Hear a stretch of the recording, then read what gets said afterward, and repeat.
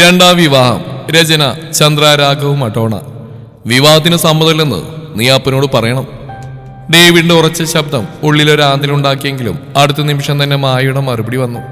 എനിക്ക് പറ്റില്ല sir, Jacob സാറിന് ഞാനും അപ്പാന്ന് തന്നെ വിളിക്കുന്നത്. ആ മുഖത്തോക്ക് ഞാൻ എതിര് പറയില്ല. അതും പറഞ്ഞ് ഡേവിഡിന്റെ ക്യാബിൻ തുറന്ന് പുറത്തേക്ക് പോയ മായെ അവൻ പകയോടെ നോക്കി. നഗരത്തിലെ പ്രമുഖ വ്യവസായി ജേക്കബിന്റെ ഏകമകനാണ് 35-കാരനായ ഡേവിഡ്. 4 വർഷത്തെ ദാമ്പത്യ ജീവിതം വിവാഹമോചനത്തിൽ കലാശിച്ചപ്പോഴെടുത്ത തീരുമാനമാണ് ഇനിയൊരു പെണ്ണ് തന്റെ ജീവിതത്തിൽ വേണ്ടെന്ന്. അതിനിപ്പോൾ ഒരു തിരുത്തു വെച്ചിരിക്കുകയാണ് അപ്പൻ. ഡേവിഡിന്റെ വിവാഹമോചനം കഴിഞ്ഞ സമയത്ത് അവന്റെ PA ആയി വന്നാണ് മായ. എന്നാൽ PA ആയി ഒരു പെണ്ണ് വേണ്ടെന്ന ഡേവിഡിന്റെ വാശി അവൾ അപ്പനായ ജേക്കബിന്റെ PA ആയി. ജേക്കബിന്റെ PA പോസ്റ്റിലെ സൈമൺ ഡേവിഡിന്റെ PA ആയി. സുഹൃത്തിന്റെ മകളായതുകൊണ്ട് ജേക്കബിന് മായ ഒരു മകളെ പോലെയായിരുന്നു. മായക്കൊരു മകനുണ്ട്, അപ്പു. മായയുടെ പപ്പ 2 വർഷത്തിനിപ്പുറം മരിക്കുമ്പോൾ ജേക്കബ് അവളെ ചേർത്ത് നിർത്തി. ഇനി അപ്പാന്ന് വിളിച്ചോളാൻ പറഞ്ഞു. മായ അതനുസരിച്ചു. അപ്പന്റെ മരണശേഷം വീട്ടിൽ ഒറ്റയ്ക്ക് നിൽക്കാൻ കഴിയാത്തതുകൊണ്ട് അവൾ ഹോസ്റ്റലിലേക്ക് മാറി.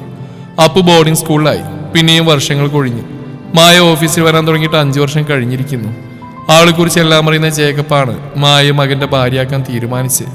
അപ്പന്റെ മുഖത്ത് നോക്കി മറുത്തു പറഞ്ഞ ഡേവിഡ് അമ്മയുടെ കണ്ണുനീരിന് മുമ്പിൽ അടിയറവ് പറഞ്ഞു. കല്യാണം മുടക്കാനുള്ള അവസാന ശ്രമം എന്നോണം മായ വിരട്ടാൻ ശ്രമിച്ചാണിപ്പോൾ. അതൊന്നും നടന്നില്ല. ഗത്യന്തരമില്ലാതെ കല്യാണത്തിന് സമ്മതം മൂളുമ്പോൾ ഡേവിഡ് ചില നിബന്ധനകൾ വെച്ചു. പണ്ടത്തെ പോലെ നാട്ടുകാരെയും വീട്ടുകാരെയും വിളിച്ചുള്ള കല്യാണം പറ്റില്ല, രജിസ്റ്റർ മാരേജ് മതി. അങ്ങനെ അധികം ആരും അറിയാതെ അവർ തമ്മിലുള്ള വിവാഹം നടന്നു. കല്യാണക്കാരി ഓഫീസിലും ആരെയും അറിയിച്ചില്ല. വിവാഹശേഷം മായയെ കാണുമ്പോൾ ഡേവിഡ് ആദ്യ ഭാര്യയായ മരിയയെ ഓർത്തു.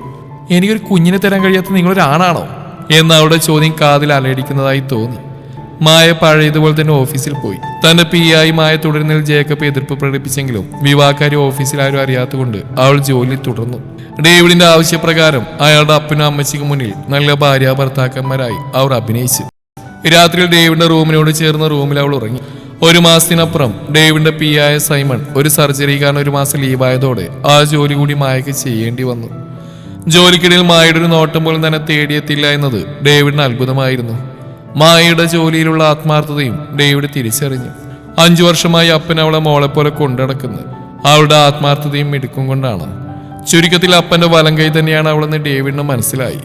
എന്നാലും പ്രണയിച്ച് വിവാഹം കഴിച്ച് 4 വർഷത്തിനപ്പുറം തന്നെ നിഷ്കരുണം തള്ളിപ്പറഞ്ഞ മരിയ എന്ന ആദ്യ ഭാര്യ അവന്റെ മനസ്സിലൊരു കരടായി നിന്നു. മായയെ ഭാര്യയായി ഉൾക്കൊള്ളാൻ അവനായില്ല. ദിവസങ്ങൾ കൊഴിയവേ തനിക്ക് ചുറ്റുമുള്ള എല്ലാത്തിലും മായയുടെ സാന്നിധ്യം അവൻ അറിഞ്ഞു. അവൻ കഴിക്കുന്ന ഭക്ഷണം മുതൽ ബെഡിൽ വിരിക്കുന്ന ബെഡ്ഷീറ്റ് വരെ അവളാണ് ചെയ്യുന്നതെന്ന് അറിയാമെങ്കിലും കണ്ടിൽ നിന്ന് അടിച്ചു. ഓഫീസ് വർക്കുകൾക്കപ്പുറം സംസാരം പോലും അവർക്കിടയിൽ ഉണ്ടായില്ല. അങ്ങനെ ഇരിക്കെയാണ് PA സൈമണിൽ നിന്നും ഡേവിഡ് ഒരു വാർത്ത അറിയുന്നത്. മായ ഇടക്കൊക്കെ മാളിൽ വെച്ച് ഒരു ചെറുപ്പക്കാരനോടൊപ്പം കാണാറുണ്ടത്രേ. അതാരാണെന്ന് ചോദിച്ചാൽ ഒഴിഞ്ഞു മാറുകയാണ് അവിടെ പതിവ്. ആ വാർത്ത ഡേവിഡിനെ സംശയാലുവാക്കി. മായയെ രഹസ്യമായി നിരീക്ഷിക്കാൻ ഒരാളെ ഏർപ്പാട് ചെയ്തു. മായ ലീവായിരുന്ന ദിവസം അയാളുടെ ഫോൺ കോൾ ഡേവിഡിനെ തേടിയെത്തി. മായ ഒരു ചെറുപ്പക്കാരനൊപ്പം ഐസ്ക്രീം പാർലറിലിരിക്കുന്ന ഫോട്ടോ അയാൾ ഡേവിഡിന് അയച്ചു കൊടുത്തു. അതുകൂടാതെ ഒരു മധ്യവയസ്കൻ അവരെ ചോദ്യം ചെയ്യുന്നു. അതിനുശേഷം ചെറുപ്പക്കാരൻ അയാളെ തല്ലുന്നു. മായ ചെറുപ്പക്കാരനെ നെഞ്ചിൽ കിടന്ന് കരയുന്നു. അയാൾ പകർത്തിയിരുന്നു. ചെറുപ്പക്കാരൻ മായയുടെ കാമുകനാണെന്ന് ഡേവിഡ് ഊഹിച്ചു. അതോടെ മായയോടുണ്ടായിരുന്ന സമീപനം പാടെ മാറി. ഓഫീസിൽ ചെയ്യാത്ത തെറ്റിന് അവൾ പഴി കേൾക്കേണ്ടി വന്നു. വീട്ടിലെ അവസ്ഥ മറിച്ചായിരുന്നില്ല. അവൾ ഉണ്ടാക്കുന്ന ഭക്ഷണം ഡേവിഡ് കഴിക്കാതെയായി. തന്റെ റൂമിൽ കാലുകുത്തിരുന്നെന്ന് അവളെ വിലക്കി. ഇതൊക്കെ ഏറെക്കുറെ പ്രതീക്ഷയായിരുന്നു മായ. എന്നിട്ടും ഡേവിഡിന്റെ വെറുപ്പാവണിനെ അധികരിച്ചപ്പോൾ അവൾ അയാളെ ചോദ്യം ചെയ്തു. അത് ഇഷ്ടപ്പെടാത്ത ഡേവിഡ്, നിന്റെ കാമുകന്റെ കൂടെ പോയിക്കോ, എനിക്ക് നിന്നെ പോലൊരുത്തി ആവശ്യമില്ല എന്ന് തീർത്ത് പറഞ്ഞു. പിറ്റേന്ന് രാവിലെ ഡേവിഡ് ആഹാരം കഴിക്കുമ്പോൾ വീട്ടിലെ കോളിംഗ് ബെൽ മുഴങ്ങി. കഥ കുറന്ന അമ്മച്ചിയോട്, എന്റെ പേര് അജയ്, ഞാൻ മായ കാണാമെന്നാ എന്നയാൾ സ്വയം പരിചയപ്പെടുത്തി. ഡേവിഡിന് ആളെ മനസ്സിലായി. അതേ ചെറുപ്പക്കാരൻ, കയ്യിൽ ലഗേജ് ഉണ്ട്. മായയെ കൂടെ കൊണ്ടുപോകാനാവും അവൻ ഊഹിച്ചു. എന്നാൽ അപ്പോൾ ഹാളിലേക്ക് എത്തിയ ജേക്കബ് ആ ചെറുപ്പക്കാരനെ കണ്ട്, ആരിത്, അജയ് മോനോ? മോനെന്താ അവിടെ തന്നെ നിന്ന് അകത്തേക്ക് വാ എന്ന് പറഞ്ഞു. ഡേവിഡ് ഞെട്ടിലോടെയാണത് കേട്ടത്. അപ്പനവനറിയാം ആരാണത്. പെട്ടെന്ന് അവിടേക്ക് വന്ന മായ അജയ് കരഞ്ഞുകൊണ്ട് കെട്ടിപ്പിടിച്ചു. അവൻ പറഞ്ഞു, ജേക്കബ് സാറേ, ഞാൻ മായയെ കൊണ്ടുപോകുന്ന നിങ്ങളുടെ മകനെ ചവിട്ടിത്തേക്കാൻ എൻ്റെ അമ്മയെ ഞാൻ തരില്ല. അവൻ്റെ എൻ്റെ അമ്മ എന്ന പ്രയോഗം ഡേവിഡിനെ അക്ഷരാർത്ഥത്തിൽ ഞെട്ടിച്ചു. അജയ് ഡേവിഡ് നോക്കി പറഞ്ഞു, ഡേവിഡ് സാറേ, ഇതെന്റെ അമ്മയാ, ഞാനവിടെ മകനും. ഞങ്ങളുടെ ബന്ധത്തിൽ സാറിന് എന്തെങ്കിലും സംശയം ഉണ്ടെങ്കിൽ ജേക്കബ് സാർ തീർത്തരും. എന്നെക്കുറിച്ച് നേരത്തെ അറിഞ്ഞിട്ട് തന്നെയല്ലേ മായ നിങ്ങൾ വിവാഹം ചെയ്ത്. വീണ്ടും എന്തോ പറയാനൊരുങ്ങി അജയെ ജേക്കബ് തടഞ്ഞു. കാര്യങ്ങളുടെ കിടപ്പേതാണ് മനസ്സിലാക്കിയ ജേക്കബ് അജയെ സമാധാനിപ്പിച്ചു. പിന്നീട് ഡേവിഡിനെ വിളിച്ച് മുകളിലത്തെ ബാൽക്കണിയിലെത്തി. ജേക്കബ് മനസ്സ് തുറന്നു. മായക്കൊരു ചേച്ചി ഉണ്ടായിരുന്നു, മിനി.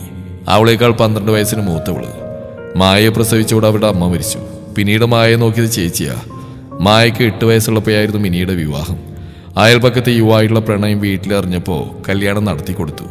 എന്നാൽ കല്യാണശേഷം അയാളുടെ പീഡനങ്ങൾ നേരിടേണ്ടി വന്നു മായയ്ക്ക്. 1 വർഷത്തിനപ്പുറം മകൻ ജനിച്ചു, അജയ് എന്ന അപ്പു. മിനിയെ ഭർത്താവിന് സംശയമായിരുന്നു. സംശയരോഗം മൂത്ത് അയാൾ മിനിയെ അങ്ങ് കുത്തിക്കൊന്നു, മായയുടെ കൺമുമ്പിൽ വെച്ച്. അന്ന് അപ്പുവിന് 4 വയസ്സാ.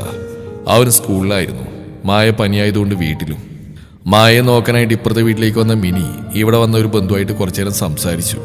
ഇത് കണ്ടുകൊണ്ട് വന്ന ഭർത്താവ് വഴക്കുണ്ടാക്കി. അതവിടെ അരിങ്കൊലയിൽ അവസാനിച്ചു. അയാൾ ജയിലുമായി. അപ്പുവിന്റെ സംരക്ഷണം മായയുടെ പപ്പ ഏറ്റെടുത്തു. പിന്നീട് മായ അവനെ വളർത്തിയത് ചേച്ചി അവളെ വളർത്തിയ പോലെ സ്വന്തം മകനായി. ചേച്ചിയുടെ മരണം നേരിൽ കണ്ട മായ പിന്നീട് അധികം സംസാരിക്കാറില്ല. അവൾക്ക് പുരുഷന്മാരെ ഭയമായി. വിവാഹം തന്നെ പേടിയായിരുന്നു. അവളുടെ അപ്പനെയും എന്നെയുമാണ് അവൾ ആകെ വിശ്വസിച്ചിരുന്നത്. എന്നോടുള്ള അവളുടെ വിശ്വാസം ഞാൻ മുതലെടുത്തു എന്ന് എനിക്കിപ്പോൾ തോന്നുക. ഞാൻ ഒരിക്കലും അവളെ ഈ വിവാഹത്തിന് നിർബന്ധിക്കാൻ പാടില്ലായിരുന്നു. അതെൻ്റെ തെറ്റാ. നീ ക്യാബിൽ മറന്നു വെച്ച ആ ഫോട്ടോസ് ഞാൻ കണ്ടു. അത് മിനിയുടെ ഭർത്താവാ. അയാൾ ജയിൽ മോചിതനായി. അപ്പുവിൻ്റെ അവകാശം ചോദിച്ചു വന്നതാ. മായയോട് അനാവശ്യം പറഞ്ഞപ്പോൾ അപ്പു അയാളെ തല്ലി. അന്ന് നിന്നെ കാണാമെന്നായിരുന്നു അപ്പു. അതിനിടയിലാണ് അയാളൊന്ന് പ്രശ്നം ഉണ്ടാക്കിയത്. മകൻ്റെ കയ്യിൽ നിന്ന് അടികിട്ടിയുകൊണ്ട് ഇനി അയാൾ അവൻ്റെ അവകാശം പറഞ്ഞു വരില്ല. പക്ഷേ സ്വന്തം അപ്പനെ തല്ലേണ്ടി വന്നതുകൊണ്ട് അപ്പു ആകെ വിഷമത്തിലായി. അതുകൊണ്ട് നിന്നെ പിന്നീടൊക്കെ വന്ന് കാണാമെന്ന് പറഞ്ഞ് അവൻ പോയത്. അപ്പു ഹോസ്റ്റലിൽ നിന്ന് പഠിക്കുക. എഞ്ചിനീയറിംഗ് ലാസ്റ്റ് ഇയറാ. ഡേവിഡ്, അപ്പുവിനെ വിളിപ്പിച്ച ഞാനാ. മായ ഒരിക്കലും ആരോടൊന്നും പറയില്ലെന്ന് എനിക്കറിയാം. ഞാൻ മനസ്സിലാക്കിയ മായ വളരെ നല്ല പെണ്ണാ. പക്ഷേ അവൾ ഒരിക്കലും നിന്റെ ജീവിതത്തിലേക്ക് ഇടിച്ചു കയറി വരില്ല. നീ എൻ്റെ മുമ്പിൽ എത്ര അഭിനയിച്ചാലും എനിക്കറിയാം നിങ്ങൾക്കിടയിലുള്ള ദൂരം വളരെ വലുതാണെന്ന്. നീ അവളെ സ്നേഹിച്ചില്ലെങ്കിലും പരിഗണിച്ചില്ലെങ്കിലും അതൊന്നും അവളെ ബാധിക്കില്ല. പക്ഷേ വെറുപ്പും കുത്തുവാക്കുകളും അവൾക്കെന്നല്ല ഒരു പെണ്ണിനും സഹിക്കാനാവില്ല. ചേച്ചിയുടെ മകനെ സ്വന്തം മകനായി വളർത്തിയവൾ. അതിലും നല്ലൊരു പെണ്ണിന് എൻ്റെ മോന് തരാൻ എനിക്ക് കഴിയില്ല. നീ അവളെ കരയിക്കരുത്. ഇനി നിനക്ക് തീരുമാനിക്കാം. നീ എന്ത് തീരുമാനിച്ചാലും അവൾ എൻ്റെ മരണം വരെ എൻ്റെ കൂടെ ഉണ്ടാവും, എൻ്റെ മകളായിട്ട്. Jacob പറഞ്ഞിരുത്തി നടന്നകലുമ്പോഴും David കേട്ടതിൻ്റെ പകപ്പിലായിരുന്നു. മായയുടെ കഥയേക്കാൾ അവനെ വേദനിപ്പിച്ച് തനിക്ക് മായയോടുള്ള സമീപനം അപ്പനെ അറിയാമെന്നുള്ളതാണ്. തെറ്റിദ്ധാരണ മാറി ഡേവിഡ് മായയോട് ക്ഷമ ചോദിച്ചു. അവന് മായയോടുള്ള സമീപനത്തിൽ അയവരാൻ തുടങ്ങി. പിന്നെയും ദിവസങ്ങൾ കൊഴിഞ്ഞു. ഒരു ദിവസം മുന്നിൽ എന്തോ പറയാനായി തപ്പി തടയുന്ന മായയോട് എന്തു വേണമെന്ന് ചോദിച്ചപ്പോൾ അവളുടെ മറുപടി അവനെ ഞെട്ടിച്ചു. നമുക്കൊരു കുഞ്ഞിനെ ദത്തെടുക്കാം. ഞെട്ടിലോട് അവളുടെ മുഖത്തേക്ക് നോക്കുമ്പോൾ അവൾ തുടർന്നു. അതിനൊരുപാട് പ്രൊസീജിയേഴ്സ് ഇല്ലേ? ഇപ്പോഴേ ശ്രമിച്ചാലേ വേഗം കിട്ടൂ എന്ന് അമ്മച്ചി പറഞ്ഞു. അമ്മച്ചി അപ്പന് വലിയ ആഗ്രഹത്തിലാ. അവൻ അത്ഭുതത്തോടെ നോക്കിക്കാണുകയായിരുന്നു ആ പെണ്ണിനെ. തന്നെ കുറിച്ച് എല്ലാം അവൾക്കറിയാവുന്നവൻ ഉറപ്പായി. എനിക്ക് കുട്ടികളുണ്ടാവില്ലെന്ന് നിനക്കറിയായിരുന്നോ? അപ്പം വിവാഹത്തിന് മുന്നേ എന്നോട് പറഞ്ഞിരുന്നു. അതറിഞ്ഞിട്ട് നീ എന്തിനാണ് പിന്നെ എന്നെ കിട്ടിയത്? ഡേവിഡ് അലറി. എനിക്ക് നിങ്ങളെ ഇഷ്ടമായതുകൊണ്ട്, ആ അപ്പൻ്റെ മോനായതുകൊണ്ട്, വിശ്വാസമായതുകൊണ്ട്. പെട്ടെന്നായിരുന്നു അവളുടെ മറുപടി. പറഞ്ഞതിന് ശേഷമാണ് താനെന്താണ് ഇപ്പോൾ പറഞ്ഞതെന്ന് അവൾ ചിന്തിക്കുന്നത്. പിന്നെ അവൾ നിന്നില്ല. കാറ്റുപോലെ പുറത്തേക്ക് പാഞ്ഞു. ഡേവിഡ് ആണെങ്കിൽ അവൾ പറഞ്ഞ വാക്കുകൾ ഞെട്ടിയിരിക്കുകയാണ്. മെല്ലെ അവന്റെ ചുണ്ടിലൊരു പുഞ്ചിരി വിടർന്നു. അന്ന് രാത്രി പതിയെ പോലെ അടുത്ത റൂമിലേക്ക് കടന്ന മായവൻ തടഞ്ഞു. ഇഷ്ടപ്പെട്ട് കിട്ടിയതല്ലേ, ഇനി മുതൽ എൻ്റെ മുറി കിടന്നാൽ മതി. കുഞ്ഞിന് ദത്തെടുക്കുമ്പോൾ അപ്പനും അമ്മയും 2 മുറിയിൽ ഉറങ്ങുന്നത് ശരിയല്ലല്ലോ. അവനോട് മറുത്തൊന്നും പറയാതെ അവന്റെ കട്ടിലിന്റെ ഓരത്തായി അവളും കിടന്നു. അതൊരു തുടക്കമായിരുന്നു. അവർക്കിടയിൽ അന്തരം കുറഞ്ഞുകൊണ്ടിരുന്നു. അവൻ അവളോട് ഒരുപാട് സംസാരിക്കാൻ തുടങ്ങി. അവൾ തിരിച്ചു. കട്ടിലിന്റെ ഓരം ചേർന്നുറങ്ങിയവൾ അവന് നെഞ്ചിലെ ചൂട് കിട്ടാതെ ഉറങ്ങാതെയായി. പരസ്പരം പ്രണയം പങ്കുവച്ചു. അവർ മനസ്സുകൊണ്ടും ശരീരം കൊണ്ടും ഒന്നായി. മാസങ്ങൾ പിന്നെയും കൊഴിഞ്ഞു. മായ ലീവായിരുന്ന ഒരു ദിവസം അമ്മച്ചി വിളിച്ചുകൊണ്ട് പതിവിൽ നേരത്തെ വീട്ടിലെത്തിയതാണ് ഡേവിഡ്. ഹാളിൽ നിന്ന് മുഖം പൊത്തി കരയുന്ന മായ കണ്ട് അവനെ നെഞ്ചു വിങ്ങി. എന്തു പറ്റിയടാ? അവള് നെഞ്ചോടക്കി ചോദിക്കുമ്പോൾ കരച്ചിൽ ഉച്ചത്തിലായി. കൂട്ടുകാരിയെ കാണാനെന്നും പറഞ്ഞ് രാവിലെ ഹോസ്പിറ്റലിൽ പോയതാ മോനെ. ഞാൻ കൂടെ ചെല്ലാന്ന് പറഞ്ഞതാ. വേണ്ടാന്ന് പറഞ്ഞ് ഒറ്റയ്ക്ക് പോയി. തിരിച്ചു വന്നപ്പോൾ മുതലുള്ള ഇരിപ്പാ. ഒരു വക കഴിച്ചിട്ടില്ല. എന്തെങ്കിലും ചോദിച്ചാൽ കരയാൻ തുടങ്ങും. അതാ ഞാൻ മോനെ വിളിച്ച്, അമ്മച്ചി പറഞ്ഞു. അതുകൂടി കേട്ടപ്പോൾ ഡേവിഡിന്റെ ചോദ്യം കടുപ്പത്തിലായി. മായ, നിന്നോടല്ലേ എന്താന്ന് ചോദിച്ചത്? ഇരുന്ന് പോകാതെ കാര്യം പറയടി. ഞാനൊരു തെറ്റും ചെയ്തിട്ടില്ല ചായ. എനിക്കറിയില്ല എങ്ങനെയാന്ന്. വേറെയാർന്ന കൈകൾ കൊണ്ട് നെഞ്ചു പൊത്തിയാണ് അവളുടെ പറച്ചിൽ. ഒപ്പം വിതുമ്പതുമുണ്ട്. മനുഷ്യനെ ടെൻഷനാക്കാൻ എന്താണെന്ന് വാ തുറന്ന് പറവണേ. ഡേവിഡ് സൈ കേട്ടു. ഞാൻ പ്രഗ്നന്റ് ആയി ചായ. എങ്ങനെയാണെന്ന് എനിക്കറിയില്ല. അവൾ വീണ്ടും കരയാൻ തുടങ്ങി. കേട്ട വാർത്തയിൽ തറഞ്ഞുപോയി ഡേവിഡും അമ്മച്ചിയും. അതിന് എന്നാത്തിനാണ് നീ കരയുന്നത്? സന്തോഷിക്കില്ല വേണ്ടത്? കരഞ്ഞുകൊണ്ടാണ് ഡേവിഡ് ചോദിച്ച്. ഈ ചായ ദയനീയമായി വിളിച്ചവൾ. തന്നെ പരിഹസിക്കുകയാണെന്നൊരു നിമിഷം ചിന്തിച്ച് കണ്ണുകൾ ഇറുക്കി അടച്ചിരുന്നു. അമ്മച്ചി തരിച്ചു നിൽപ്പാണ്. ഡേവിഡ് പറഞ്ഞു തുടങ്ങി. 3 വർഷമായിട്ടും കുട്ടികളുണ്ടാഞ്ഞപ്പോ മരിയെ പലരും കുറ്റം പറയാൻ തുടങ്ങി. എന്തിന്? എന്റെ അമ്മച്ചി പോലും അവളെ കുത്തുവാക്കുകൾ പറഞ്ഞു. അതുകൊണ്ട് സഹിക്കാനിട്ടാ ഞാൻ അങ്ങനെ ഒരു കള്ളം പറഞ്ഞു എനിക്ക് കുട്ടികളുണ്ടാവില്ലെന്ന്. അതിനായിട്ടൊരു വ്യാജ റിസൾട്ട് ഒപ്പിച്ചു. എന്നാൽ ഞാൻ ചെയ്ത ആ പ്രവൃത്തി എനിക്ക് തന്നെ തിരിച്ചടിയായി. പ്രാണനായി കൂടെ കൊണ്ടുവന്നവൾ എന്നെ വെറുക്കാൻ തുടങ്ങി. അവൾക്ക് എന്നുള്ള സമീപനത്തിൽ പെട്ടെന്നുണ്ടായ മാറ്റം എന്നെ ഞെട്ടിച്ചു. എങ്കിലും സത്യം ഞാൻ അവളോടും പറഞ്ഞില്ല. അത്തൊരു സാഹചര്യത്തിൽ അവൾ എന്ത് ചെയ്യുന്നത് ഞാൻ നോക്കിക്കാണുകയായിരുന്നു. 3 വർഷത്തെ പ്രണയം, 4 വർഷത്തെ ദാമ്പത്യം എല്ലാം മറന്ന് അവൾ പോയി. അമ്മച്ചിയും മായും ഞെട്ടി നിൽപ്പാണ്. എന്റെ കൊച്ചിനെ നീ ഇന്ന് പട്ടിണി കിട്ടല്ലോ വേണേ. അവന്റെ ശബ്ദമാണ് അവരെ ബോധത്തിലേക്ക് എത്തിച്ച്. അവന്റെ ആ ഡയലോഗിൽ മായ ആർത്തലച്ച് അവനെ നെഞ്ചിലേക്ക് വീണു. എന്നോട് ക്ഷമിക്കായ, ഞാൻ അറിഞ്ഞില്ലായിരുന്നു. ഇപ്പൊ തന്നെ 3 മാസം കഴിഞ്ഞു. എന്റെ കർത്താവേ എന്ന് വിളിച്ച് അമ്മച്ചി അപ്പോഴേക്ക് അടുക്കളയിലേക്ക് ഓടി.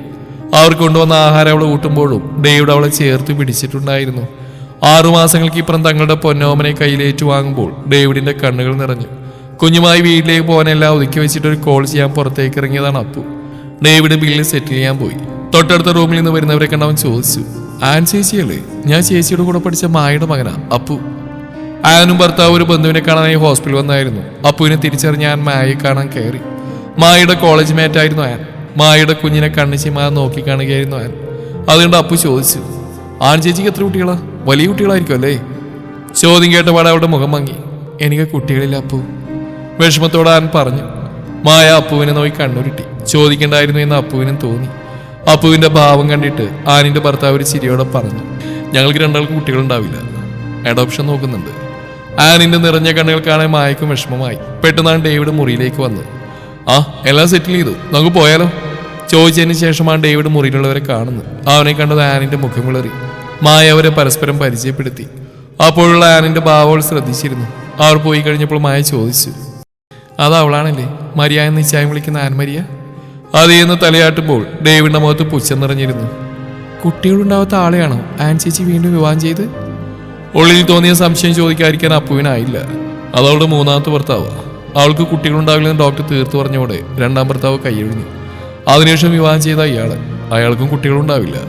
ഡേവിഡ് പറഞ്ഞു കേട്ടുമായ സംശയത്തോടെ കണ്ണുരുക്കി അവനെ നോക്കി. കലഹത്തിനിടയിൽ നമ്മളില്ലേ എന്നും പറഞ്ഞ് അപ്പു പുറത്തേക്ക് ഇറങ്ങാനൊരുങ്ങി. നാളെ മുതൽ കൃത്യമായിട്ട് കോളേജിൽ പോയില്ലെങ്കിൽ നിന്നെ വീണ്ടും ഹോസ്റ്റലിലാക്കും. ഡേവിഡിന്റെ താക്കീതിൽ അപ്പു ദയനീയമായി മായയെ നോക്കി. മായയാണെങ്കിൽ ഞാൻ ഈ നാട്ടുകാരിയെ അല്ലെന്ന ഭാവത്തിലാണ്. അപ്പു പുറത്തേക്ക് ഇറങ്ങിയപ്പോൾ ഡേവിഡ് ചിരിയോടെ തുടർന്നു. കഴിഞ്ഞ ആഴ്ച മരിയയുടെ അങ്കിളിനെ കണ്ടിരുന്നു. അദ്ദേഹം പറഞ്ഞ അവളുടെ കാര്യം. മായ ഒന്ന് ചിരിച്ചു. അവളുടെ നെറ്റിൽ മുത്തിക്കൊണ്ട് ഡേവിഡ് പറഞ്ഞു, എനിക്ക് നീയുണ്ടല്ലോ, പിന്നെ 20 വയസ്സുള്ള ഒരു ചുള്ള മകനുമുണ്ട്. ദാ ഇപ്പൊ അടുത്ത ആളും വന്നു. അങ്ങനെയുള്ളപ്പോ അത്രയും പറഞ്ഞപ്പോഴേക്കും മായ ഡേവിഡിന്റെ വായ പൊത്തിയിരുന്നു. എനിക്കറിയാം, ഇനി അതേക്കുറിച്ചൊന്നും പറയണ്ട. ഞാൻ പറഞ്ഞല്ലേ എനിക്ക് വിശ്വാസമാണെന്ന്. അവളുടെ കണ്ണുകൾ നിറഞ്ഞിരുന്നു. നല്ലൊരു ജീവിതം തന്നതിന് അവൾ ദൈവത്തോട് നന്ദി പറഞ്ഞു. എന്നും ഈ സന്തോഷം നിലനിൽക്കണേ എന്ന് അവൾ പ്രാർത്ഥിച്ചു.